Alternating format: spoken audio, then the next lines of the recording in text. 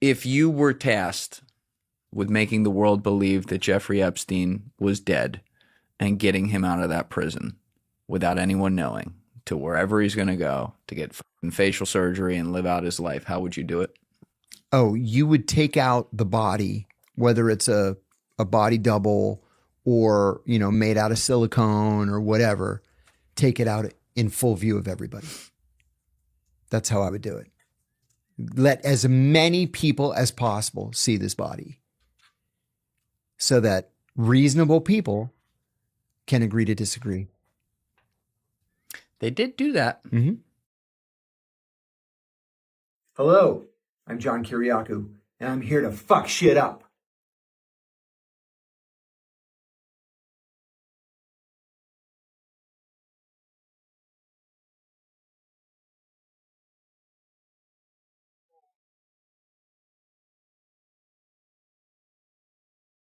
You're like the most famous guy on the internet now. I don't recognize your normal voice. It's killing me. I know, right? I don't know how this happened. It just happened, like literally overnight. It just happened.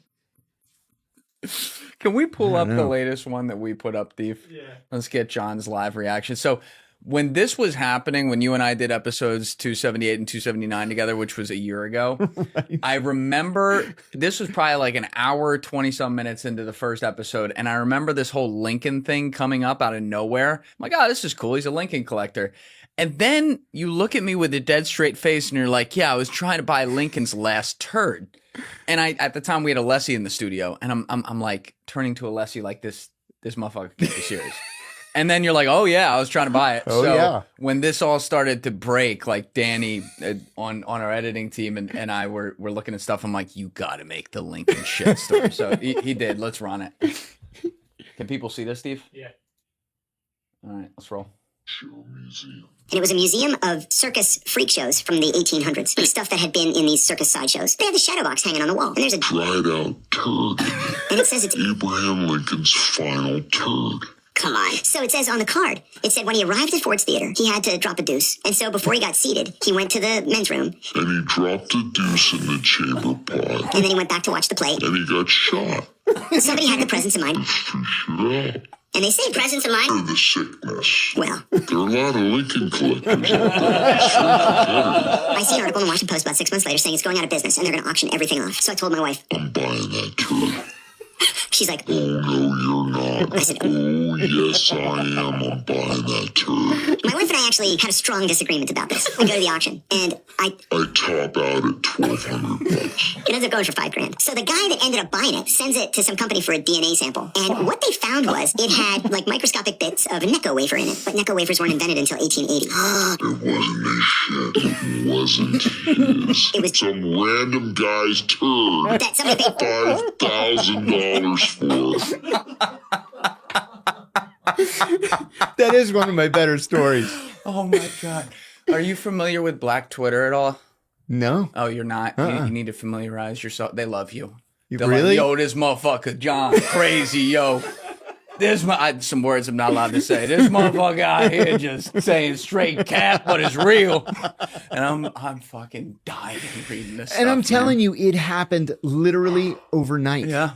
And I don't understand why. I know you don't. I mean, you're like, for people that don't know you personally, which is pretty much everyone out there listening, like, you've lived this amazing life and done all these incredible things or whatever, but it's always funny to talk to you like about content because you're like, oh, was that good? I'm like, yeah, John, like 15 million views on something's really good. And you're like, okay. And you leave. And we're just like, you know what? You're happy as a clam. We'll keep it that way. And, some crazy stuff has happened since I saw you last. I've got this great friend, Tyrell Ventura, Jesse Ventura's son. Ty is one of the sweetest men I've ever met. He's just a really good-hearted, kind guy. What's up, guys? 3 quick things. Number 1, if you have not already subscribed, please hit that subscribe button. It is a huge, huge help. Number 2, if you'd like to join my Patreon for early, uncensored releases of these episodes, you can join via the link in my description or my pinned comment. And number 3, if you'd like to join my clipping community for a chance to edit clips from the show and make money, you can join via the Discord link in my description below. And he calls me one night in July, and he says he wrote a movie. And Ty's a Hollywood guy, He's done a lot in film. He wrote this movie. I was like, oh, that's cool. Good for you. And he said, well, it's going to be, this is the story. I was like, yeah, that actually sounds like a compelling storyline. And I'm thinking, why is he telling me this? I'm happy for him. He's going to write this movie. And he said, you're going to be in my movie. And I said, oh, thank you. No, I'm not interested. I said, listen, I'll be stiff and unconvincing. I would be a terrible actor. I've never acted before, and I would wreck your movie. And he said, well, I thought of that. And I thought, you acted every day of your career when you were with the CIA. I said, well, that's actually true. And he said, so I wrote the part specifically for you, and you're going to be in the movie. So I went to Mexico for the whole month of October. Wow. And we filmed this movie. And I'm very proud to say that I am now a member of the Screen Actors Guild. Oh, you're in SAG now. That's not suspicious at all. So CIA guy in SAG. I'm also now a professional Hollywood actor. Did you feel like you were good at it when you were doing it? I feel like you're a natural. No, listen, everybody around me, everybody else in the film was incredible. Like I would stand there just off camera watching them in awe of their ability to do this over and over and over again. We would do each scene 8, 10, 12 times. Right. And they were so good. And they've all been in stuff. They've all been in movies and TV series and all kinds of stuff. And then the star of the movie is a really great guy, very generous with his time and his advice, Jeff Fahey. I really hit it off with him. He would stand just off camera and whisper directions to me. And it made me like, I guess, believable enough that I didn't make an ass of myself in this movie. So we watched the first cut a couple of Saturdays ago. And I was like, this movie's actually good. Like I would go to the theater to watch it. What's it about? It's about the richest guy in the world who's a cross between Elon Musk and Eric Prince. And he has a son who has become his daughter. And so they're estranged. And he hasn't told anybody, but he's dying of liver cancer. And so he invites the country's preeminent lefty podcaster and the country's preeminent righty podcaster to come, and he's going to tell his story for the first time. And then they sort of are competing with one another, how they're going to shape the story. One falls apart, the other one gets it done. And then I'm the director of the guy's security detail, former CIA ops officer. Oh, right on cue. There you go. But you had to play a bit of a tough guy, right? Yeah, I had to play an asshole. The guy was an asshole So and a liar. You couldn't play that. I was in a dumpster all night. No, that's another one that's making the rounds. Do I smell like I've been with a woman? And then the best is they switch it back and your voice like, we later got divorced. Oh my God. Oh, I'm going to start crying. Oh, well, that's very good. I'm glad you're in SAG now. So I just add it to the resume, right? Last night I cast my votes for the SAG Awards, now called the Actor Awards. Excellent. I took it very seriously. They send everybody. They're like 50 million people that are in the SAG. So it's not like this was anything necessarily special. It was for me. So they send you the list of nominees. They send you links to every one of the movies and the TV series. I watched every last one of them, and I cast educated votes. Good for you, John. Someone's taking it seriously. They need your type in there. That's right. But we are here obviously as like kind of an emergency episode because of what's going on. And I know you have some stuff that you heard, whispers in the wind, if you will, about Iran. So we will get to that a little bit later. But I definitely want to start on the story of my lifetime, I think is what I would say at this point. You and I have talked about it in the past on episodes with Epstein and, how they've slowly rolled out this case and people have found out information over the years. And now there's some files coming out and there's a lot of issues there. But I got to tell you, man, reading through these emails. Yeah. Sickening. There are so many things that in the past people might have presented to me, random people, with, let's say, no evidence that I was like, come on. Yeah. And I've done now, the same thing. Right? That's been my response. Like, come on. So you have now, evidence? Now when you read it, are you like me where you're like, well, I can't rule this out anymore? I will say I've got a great friend Ben Swan, terrific investigative journalist who was laser focused on Pizzagate. And Pizzagate always sounded so insane to me that I was like, come on, man, what are you doing? You're going to kill your career with this Pizzagate thing. First of all, the pizza place doesn't even have a basement where they're keeping kids, right? And this clown from North Carolina drives up with an AR-15 or whatever it was, AK-47, and shoots the place up. And then he can't find a basement where the kids are being kept as sex slaves, and he, gives himself up. And then we see these emails last week about, take a Viagra, and then we'll go get some pizza and grape soda. Ha, ha, ha. It's nuts. I can't believe it in some of these cases. And the code word usage. The Yes. other thing, John, that's so sinister is it's almost like it was a giant, fuck you meme to everyone, like the worst sadistic kind, because you have a guy emailing from an account called JEE Vacation. Like, you can't even make this up. That's like what your grandpa would make on an auto AOL account back in 1999 when he wanted to be hip and make an email. You know what I mean? And they talk so flippantly. Like, forget the most sadistic stuff where they're talking about children and the awful things they're doing to them like that. But they talk so flippantly about the world. And it had me rethinking what George Carlin once said. I always quote it. Everyone always quotes it. It's a big club and you're not in it. That's right. I think we have to fix the quote. It's a little club and you're not in it. Is that fair? We didn't even realize this little club existed within the big club. I think that is fair. Yeah.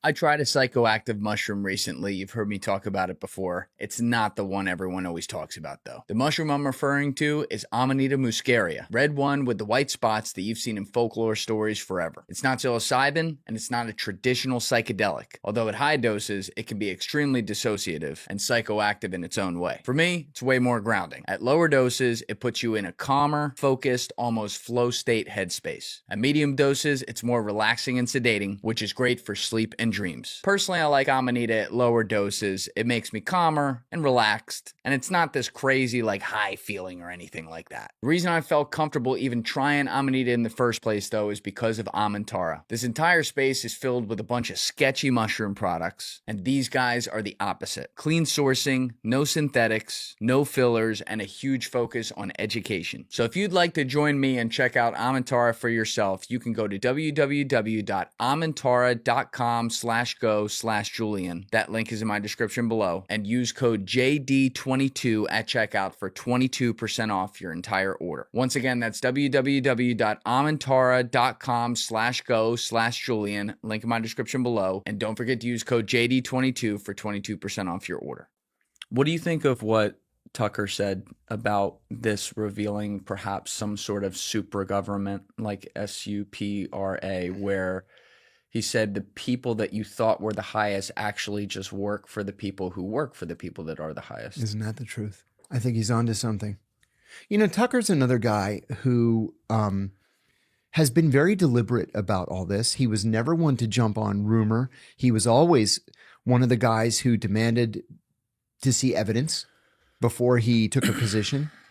And I think even he is shocked by what has been released. And, there are a million other little strings that haven't been pulled yet. Don't forget, there are still reportedly between 3 and 3.3 million documents that have not yet been released. Yes. That Pam Bondi has said won't be released. She's going to defy a bill passed 419 to 1 in the House and 99 to nothing in the Senate and signed by the president. And she's just going to say, no, I'm not going to do what the bill commands me to do and release these documents. Do you think she's saying that, or that's coming from No. above her? It has to be coming from above her. It has to be. One of these little strings that I've been trying to focus on involves Catherine Remler, who was the Obama administration's White House counsel. 11,500 emails. First of all, what the fuck, right? Like, does she do nothing all day long as the White House counsel other than chit chat with Jeffrey Epstein? Number one. Number two, there's one email that she sent him saying, John Brennan, the CIA director, gave me the CIA's highest honor today. Pretty cool, huh? Or pretty great, huh? And then she tries repeatedly to set up a lunch between Jeffrey Epstein and John Brennan. Why? To what end? And there's a bigger question here too, and that is, what kind of judgment did these people exercise? This woman is supposed to be the president's personal legal advisor, his personal attorney. And this is what she's doing. And I have a theory that I'm confident about. Why would she be so close to John Brennan of all people? Because every Tuesday morning at 7:00, John Brennan chaired the Kill List meeting.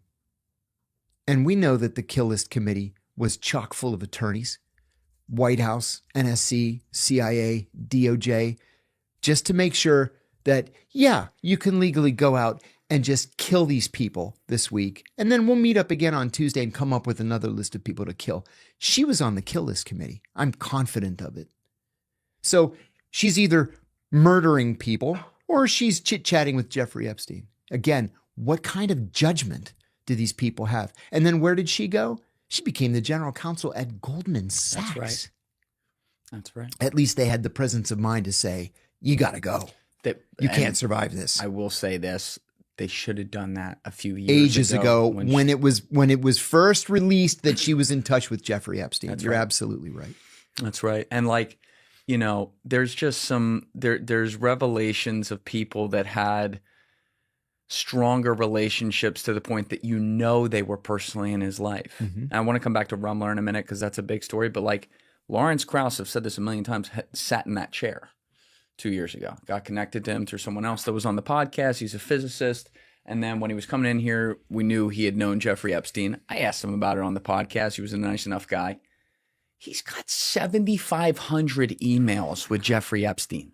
So I'd love to be and usually I have a policy of not really talking against people who have been in here and stuff like that. It's just a part of the job. Let other people do that. But journalistically, you have to do this. And I'm not planning on reaching out to Lawrence to ask him about this or whatever. But when you are coordinating with someone that much over all these years, and we found out he was trying to get Jeffrey Epstein on the Joe Rogan Experience in 2017. Oh my God.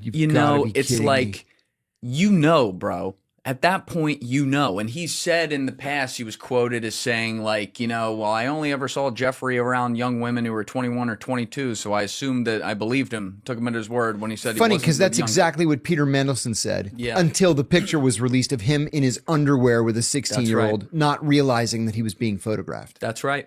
And it's got to be said. When you see, there's other people that are in the emails where I don't really see anything, and it's only a couple emails, and they don't really seem to know him well. And I'm like, all right, it's weird, but all right. But to bring it back to Kathy now, 11,500, very interesting that you put two and two together with the kill list, which leads to my question. And again, some of this has to be theorizing. John and I, we weren't fucking there, so we don't know. Right, we don't know. But do you think that Kathy, before we get to the origins of Jeffrey Epstein and go through all that, do you think it was that Kathy is a rising star attorney becoming kind of fixer, especially once she got into the Obama orbit, when he gets into office? Do you think someone like that was just very clearly a target for Jeffrey, and he then actually possibly befriended her, and then because of the connections he had, she trusted him and with information related to things I don't know, perhaps a kill list? I think that's likely, because if you're hearing from people like Alan Dershowitz, what a great guy Jeffrey Epstein is, right? And I know that's your best friend. Yeah, you love him. Yeah, we really love each other. Again, what kind of judgment do these people have? If you're the most important constitutional attorney in the world, then maybe you should keep your pants on. Probably. In the presence of a 16-year-old girl. Yeah. Your defense that you kept your underwear on, that's not a defense. That's not a defense. I was on the Piers Morgan show with him, I don't know, 6-8 months ago. And Piers called it Smackdown afterwards, because I think I rattled him. I rattled Dershowitz. He said the most ridiculous thing. I said that I was confident that Epstein was a Mossad access agent. And I believe that I've been proven correct. I believe that I underestimated his contact with intelligence services. We could talk about that all you want. Yep. But I'm positive that he was an Israeli agent of some sort. And Dershowitz just jumped all over me. And then he shouted, see, this is what he does. He interrupts to try to knock you off balance. But he shouted the most ridiculous thing. And I laughed at him. He said that he was Epstein's attorney. And if Epstein was a spy for the Mossad, he could have gone to the White House and he could have gotten him a lighter sentence. And it's like, I would have hung him from a tree. No, John. I would have hung him from a tree. That's right. That's right. Like, you think going to the White House and admitting that your client is spying for a foreign power on you. That's right. That's going to get him leniency. I saw, we can't play it because it actually has like copyrighted music in the background, but I was just looking when right before you got here, that clip popped up in my feed of him saying that. And it was actually, I don't know if you noticed this because you were just on Zoom, like going back and forth, but we can watch it afterwards and see everything. You could tell as he was getting through it, once he had said CIA or Mossad, and then said, I could have gone straight to the White. He went like, crap. Oh, whoops. Cat's out of the bag. Yeah. And you just see Bassem Youssef like, he was good. anyone else get that? You know what I mean? It was like, whoa. Yeah. But that's the thing, John. And I've talked about this a bunch recently. It's like, you're Greek American, right? You're born here. Born here. You're a dual citizen, right? Yes. But you're someone who served the American government. I only became a dual citizen in 2010. That's right. Okay. So you're even closer generationally. I'm like fourth generation or something like that. I'm half Italian, half Irish. No disrespect to the Irish side. I love my Irish fans out there. You know, I never identify with the culture. The food kind of sucks. I go out of my way to not celebrate St. Patrick's Day. It kind of is what it is. It's not a part of my family cultural history. Right. And so, like, if something happened with Ireland tomorrow, I'd be like, that's really sad, but my life would go on. On the other hand, the Italian side, that's my family culture on both sides. That I have lived in the country. I have family in the country. I love that place. It's amazing.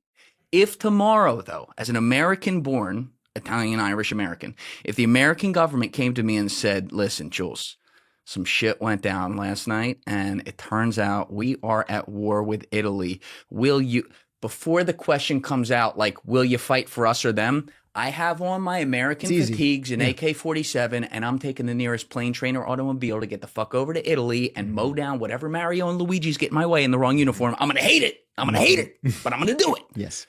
And there's a lot of people whose names ended in a vowel in 1943 whose parents didn't even speak English, who did the same thing. They did exactly that. And there are many American Jews who would say the same thing about America.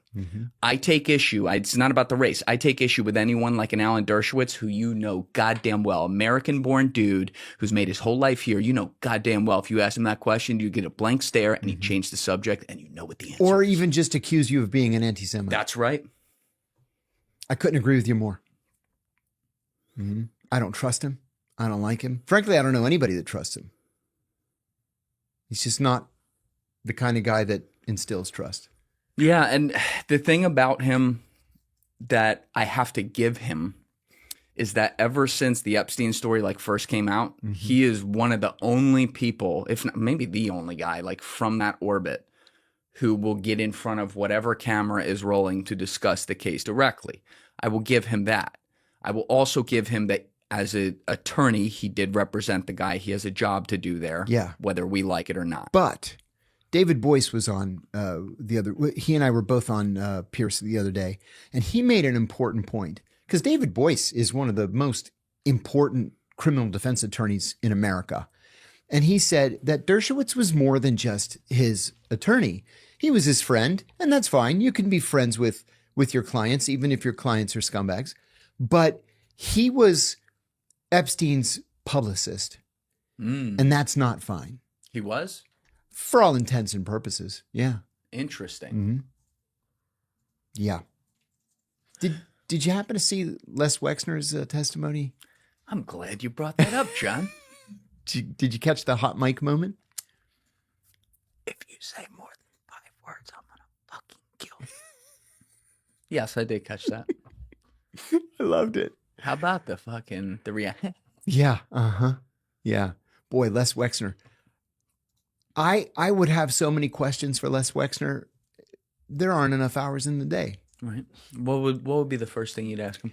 What would possess you to hire a 7th grade substitute math teacher who had never finished college to be tax advisor when you are the richest man in the state of Ohio? There wasn't one person in the entire United States of America for you to hire to advise you on your taxes than a 7th grade substitute math teacher who didn't finish college, unless you were also having sex with him. Oh, I didn't see that curveball coming at the end. That kind of just hit me. Like, Which he has consistently denied. He has you see his reaction to that with his face when they did bring that up in a separate question, I might add. Mm-hmm. They're like, did you ever, first of all, he's like leaning forward like this the whole time. And they're like, did you ever have sexual relations with Jeffrey Epstein? He's like, I was like, I need a body language expert on that one. I don't know. And you know what he did? According to Vanity Fair, as soon as people started asking that question, he ran out and got married.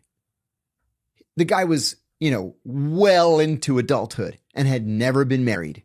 And then as soon as people started saying, I wonder if Les Wexner's gay, he ran out and got married. See, this is what's strange about that in particular. I can't speak for Les Wexner at all, but on the other side of the equation, because these files, to be clear, seem to show it's girls, boys, children, just in general. Anything went. But on the other side of the equation, in all the testimony, witnesses, people who were around Jeffrey Epstein coming forward, I have never heard something where it involved a male, period. It was always young women. That's right. Or little girls, right?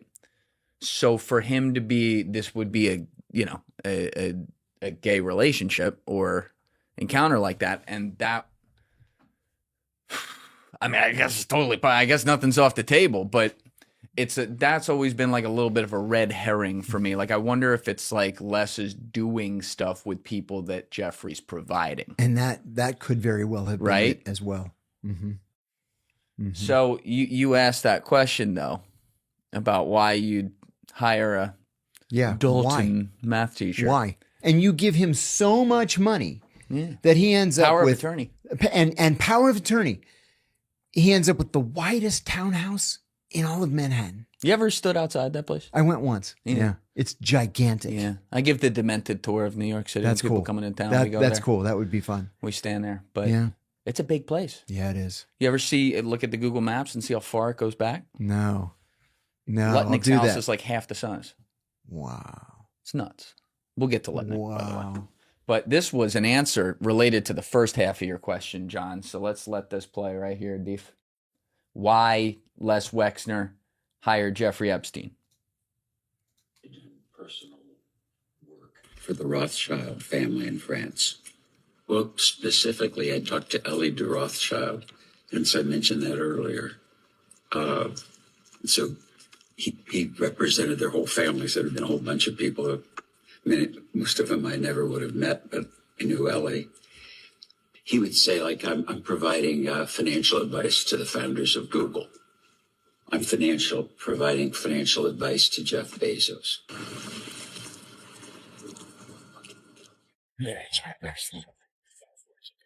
Yeah. To be clear, that was later. Okay. That's good. That was later when he did that. That wasn't from that answer right there. But it seemed to me when you see there's a full 4-minute version of that as well, that what Wexner was saying, whether it's true or not is certainly a question, but what he was saying is that he was really hitting at the point that, like, because he personally talked to some of the members of the Rothschilds family and they confirmed at the time this allegedly being in the mid to late 80s, something like that, Right. that they were in fact working with Jeffrey on whatever basis they were, he decided to do Those are it. bona fides. Yeah. Yeah. So, first of all, do you believe that, or do you think there's more there? Oh, there's got to be more there. So far in this entire story, nothing has been as it seemed. Nothing. There's been more behind all of it, behind every revelation. And if only half of it's been released and we're flipping out over what we've seen so far, what's the other half include? You know? And why wasn't it released? Is it even worse than what we've seen? Is it just a continuation of what we've seen? I will say that there are a lot of very important people out there who have questions that need to be answered. I hate that the statute of limitations is a problem here. I hate Where that very is much. the statute a problem specifically? A problem in that this stuff can't be prosecuted. Which stuff? Like child sex crimes. Really? Yeah. There aren't going to be any charges against anybody. There are going to be civil suits, but nobody's going to be charged with a crime. If you look at, even in the UK has been very straightforward about all this. They have Mandelson now and former Prince Andrew. Andrew was charged with passing a document to Epstein that had to do with British business and trade negotiations. Al Yamama Yeah. deal? The Al Yamama deal. That's exactly right. And then Mandelson is rumored to have given him something from the Defense Ministry, which could be a violation of the Official Secrets Act. But none of this stuff has to do with sex. We'll come back to the Al Yamama deal because that has to do with like the origins here. There is so much on the bone that like Yeah, it's it's so hard to ridiculous. stay on one thing. So Yeah. I apologize to people if we jump around a lot, but like John knows everything about this case, so that'll happen a little bit. But let's stay with Wexner for a minute. So you'd ask him about the source of wealth. Then they have a relationship for at least 20 years. He claims that he cut him off in 2007. I don't know that I believe that. Right. What else would you ask him? What would be the burning, or to quote Howard Lutnick, the cutting questions? Yeah.